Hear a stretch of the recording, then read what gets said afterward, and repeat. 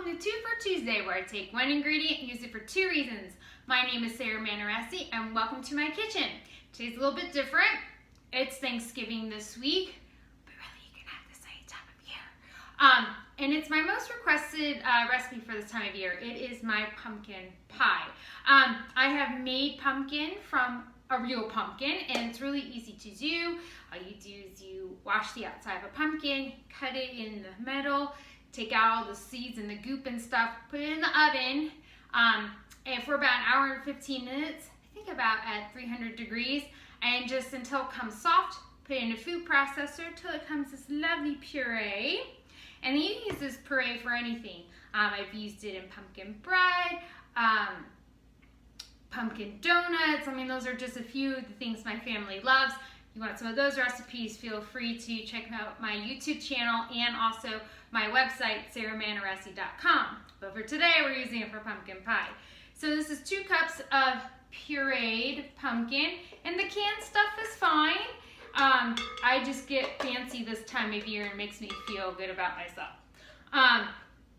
Make sure though that the can says that it's pumpkin and not squash, because a lot of times some companies use squash instead of pumpkin because they taste very similar and yada yada yada. So that's just something that I always look out for. We're going to add to it 1/2 cup of white sugar and 1/4 cup of brown sugar. Now, light or dark for this recipe doesn't matter.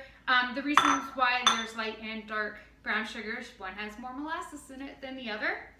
There's your fun fact for today. I'm also going to add in 1/2 teaspoon of just plain white salt. Like so. I'm going to put in 1/2 teaspoon of ground ginger. Oops. And I'm going to put in, it calls for 1 teaspoon of cinnamon. I put in like a heaping teaspoon of cinnamon. For me, you can't have enough cinnamon. And honestly, King Arthur flour has the best Vietnamese cinnamon on the planet. Makes all the difference. If you're going to invest in some good quality ingredients, this is definitely one of my #1 recommendations. I'm going to put in a 1/4 teaspoon of nutmeg. I suppose if you wanted to be very fancy, you could grind grind your own from your own nutmeg, but I'm lazy like that, so I just get it from the jar. And then 1/8 of a teaspoon of cloves. And generally speaking, I first mix this around a little bit at first, very carefully. And then I add in 1 can of evaporated milk.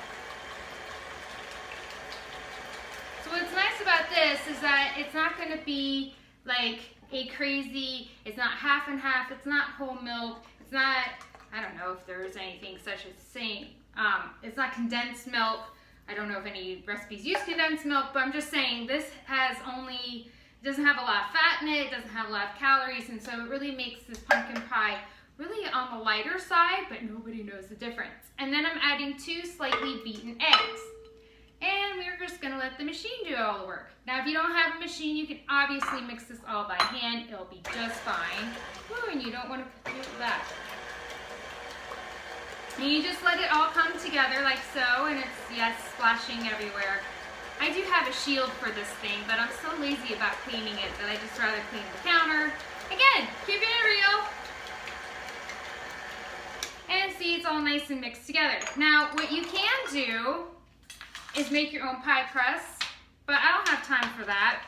It's really easy. You can find a great recipe at kingarthurflour.com. They're my go-to for anything baking.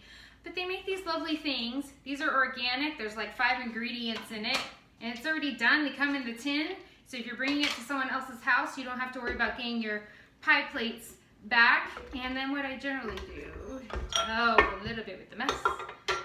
And then I just make an even amount in each of these. I have set the oven at 425 degrees. I'm going to let them cook for about 15 minutes, and then I'm going to bring the temperature down to 350 degrees. And I'm going to let them bake for about another 45 minutes or so until a knife comes out nice and clean. One tip that I do have is I generally sometimes will put a baking sheet underneath these in case if there's any spillage. I don't know how I do it, but I always seem to make a mess wherever I go. As you can tell, my husband calls me the Tasmanian devil of the kitchen. My kids hate it because they have to clean up after me sometimes. Mom, can't you do things nice and neat? Nope, I really can't. Destroys the creative process, right?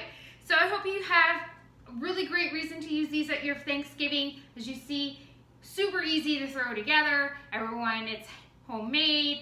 Everyone will love them. I've never heard anybody say that they haven't liked them. So I hope it becomes a family favorite of yours, and hope you're having a fantastic day, a wonderful holiday, and I will talk to you later. Bye.